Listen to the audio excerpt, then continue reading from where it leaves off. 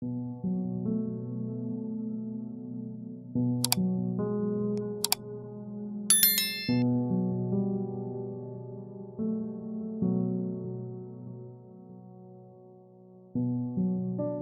love my wife above all else. I've loved her since the moment I first laid eyes on her. I would do anything for her, and that has never changed after all these years. We first met in college. We were both theater majors, and it was day one of acting one class that our eyes met for the first time. She had chocolate brown eyes that were complemented by her dark brown curls. We stared at each other constantly that first day, and when we were partnered together, we knew that it was fate. "My name is Margaret," she said as soon as I walked up to her after class. I took her by her hand and kissed it. "Henry," I responded. She then took one of my long dreadlocks and wrapped it around her finger, staring me in the eyes and biting her lip. It was an amazing meeting with an even better ending later that night. The following night, we went on our first date, a theater production of Swear Now. We held each other's hand through the entire performance, and afterward, I walked her to her dormitory. Every day after that was like a love story. We went through good times and bad times. We broke up and got back together. Through it all, one thing never changed for me. I loved her and would do anything for her.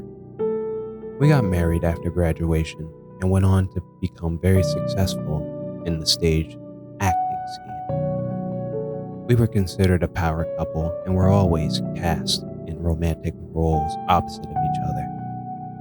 It was easy to bring the true deep love that we felt for each other onto the stage, and it was nice to make money from it. One day, our lives took a turn. We had just finished a successful performance of the stage play, The Clean House, when we were approached by a member of the audience. "That was an amazing performance," he said, a creepy English accent behind his words. "Why, thank you. You're sweet," said Margaret, gripping my hand. I could tell this guy had creeped her out, but being a talented actress, she was able to put on a nice front. "I've been watching you two for a very long time," he continued, his pale blue eyes staring into Margaret. "I am very much a fan of your work. Every performance is riveting, and I could tell that you put true passion into your exchanges. You two must truly love each other." "We do," I said, stepping slightly in front of Margaret. "We love each other very much. I would do anything for her." I looked at her, and she gave me that beautiful smile of hers. "That warms my heart to hear," he said as he put his arms behind his back and looking up into the night sky. "True love is a valuable gift that is often taken for granted. If you are not careful, you could easily lose it forever, and it can never be replaced, no matter how hard you try." He then looked at me, and I could see just how disturbing his pale blue eyes were. "Hold on to that gift. Cherish it forever." He began to walk away before I asked the question that had been bothering me since we met. "Who are you?" I yelled. He stopped and turned his head. "Your biggest fan," he answered. He then walked away. Margaret and I looked at each other, baffled at what had just taken place. Later that night, we were sitting on our couch watching a movie, when suddenly there was a knock at the door. "Wonder who that could be," said Margaret as she got up to see who it was. She looked at the peephole and froze in place before taking a single step back and opening the door. Standing just outside the door was the same man we had just talked to earlier that night. He stood there with his arms behind him, his pale blue eyes shining like the moon. "Honey," I said, standing up from the couch to join Margaret at the door. "Please, come in," Margaret said to the man. To my shock, "What are you doing?" I yelled, running to grab the door. The man stepped inside before I got there and began to stroke her face. When I finally got to them, I threw my fist and connected with his face. Knocking him back outside, I quickly slammed the door and locked it. I turned to Margaret, who was in some sort of trance. I tried to snap her out of it. "Margaret," I yelled, shaking her. "Margaret, wake up." There was nothing I could do to get her to respond. I shook her, slapped her, even splashed water in her face. Nothing. Nothing would work. Suddenly, the lights in the house went out. I looked around until I seen the silhouette of a man standing outside of our living room window. I blinked and it was gone. I began to panic and ran to the gun safe in our bedroom. Despite being theater nerds, we were very well trained in self-defense and firearms.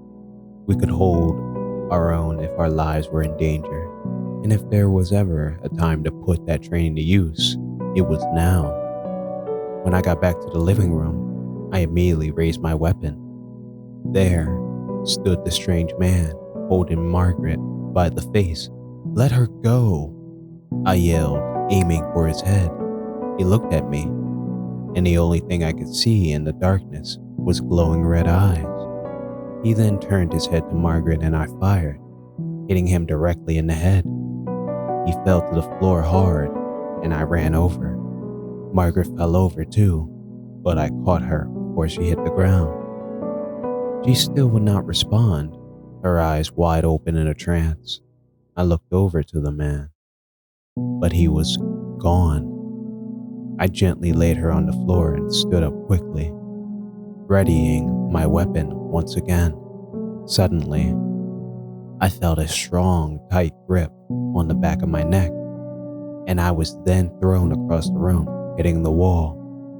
I groaned in pain as I grabbed my gun and slowly stood to my feet, shaking as I raised my weapon again. Again, he had a hold of Margaret, but this time, he pulled her head close to his. I felt my heart race and my blood boil as he put her lips to his glowing red eyes staring right at me. "No," I screamed as I ran towards them. He then pushed her to the side and opened his arms to me, as if inviting me to fire on him again. I obliged and fired 5 rounds into him, but all he did was allow them to connect as he laughed. I ran up to him, but he grabbed me by the throat before I could do anything. He pulled me close to his face, and I could see every horrifying feature. Not only did he have demon-like eyes, but his face was covered in disgusting, pulsating veins. In his mouth were 2 sharp fangs and a long, slimy tongue, which rubbed against my face as if tasting me. Before taking his first bite, I lifted my gun to the arm that had hold of me and fired twice. He growled in pain as he released me, and I connected the butt of my gun to his face repeatedly. He fell to the floor, and I mounted him, smashing his face more and more, harder and faster. I could feel the blood gush and spray all over the bones in his skull, crack and collapse. By the time I was done, there was nothing but smashed bones, brains, and blood. I panted as I stood back up and limped over Margaret, who was now fully unconscious. I shook her, and she finally opened her eyes, looking into mine with fear and confusion. "Margaret," I said, feeling relieved that she was all right. I held her close, and we laid there until I looked over to where the body of the stranger should have been. He was gone, and panic arose once again. and we both stood up quickly. I turned to face Margaret and screamed when I saw him standing behind her, still in the process of regenerating his face. Before I had a chance to react, he sunk his fangs deep into Margaret's neck. She screamed in pain as I screamed in rage, hitting the monster in the skull once again with my gun. I felt bone crack again as he released her. Again, I mounted him and went to work. Growing exhausted the longer it went, I knew this wouldn't last, as he would surely regenerate again. It soon became obvious what exactly I was dealing with. He had put Margaret into a trance merely by looking at her, even looking through a peephole. It wasn't until he invited him inside that he actually got in. He had glowing red eyes and fangs, and he bit Margaret in the neck. He's a goddamn vampire, I thought to myself. While he was down, I ran to the kitchen and grabbed an old wooden brook. I broke it in half and ran back to the body, where I rammed it as hard as I could directly into his heart. The body began to convulse and flail its arms and legs all over. Suddenly, it stopped and went completely limp before melting into deep red blood and other disgusting fluids. After catching my breath, I slowly turned my attention to Margaret. She sat there in the darkness, legs folded and upper torso fully erect. "Honey," I said, nervously approaching her. In the darkness, I could only see her silhouette until her eyes began to slowly glow red. There was only one thing I could think of to do. I love my wife. I would do anything for her, even if that meant chaining her up in the basement, feeding her a pint of my own blood every day while I figure out what to do about her. When the hunger would hit her, she became like a wild animal that cannot be communicated with. So I fed her my blood, and she became herself again. She understood the situation and never held it against me. It wasn't easy, but it was all we could do. Unfortunately, a pint only went so far, until soon it wasn't enough. So I gave her more and more to the point that I was endangering myself with so much blood loss.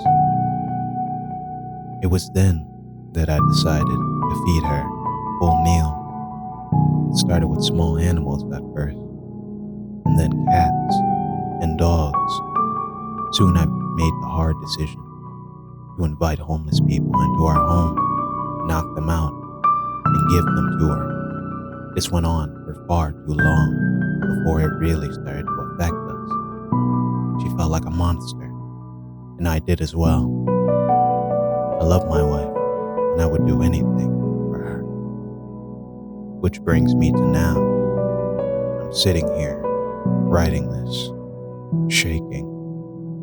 There is literal blood on my hands as I try to compose myself. She asked me to do one last thing for her. I refused at first, because I loved her too much. "If you love me," she began, looking me deep in my eyes. Her now pale blues, not blinking. "You will do this." Tears fell from both of our eyes as I pull her close. "I love you, Margaret," I whispered. "I love you, Henry," she responded. I could hear the squish as I drove the wooden stake in her heart. I trembled as I listened to her whimpers, gasps, and eventual silence. I broke down as her body melted away into liquid. I laid there in her remains, sobbing. I sit here now with nothing left but the warning about the creatures of fiction that are very much a reality. I write my confession of the crimes I have committed out of love. I say goodbye to any friends or loved ones that may be reading this. I loved her, and I did everything for her.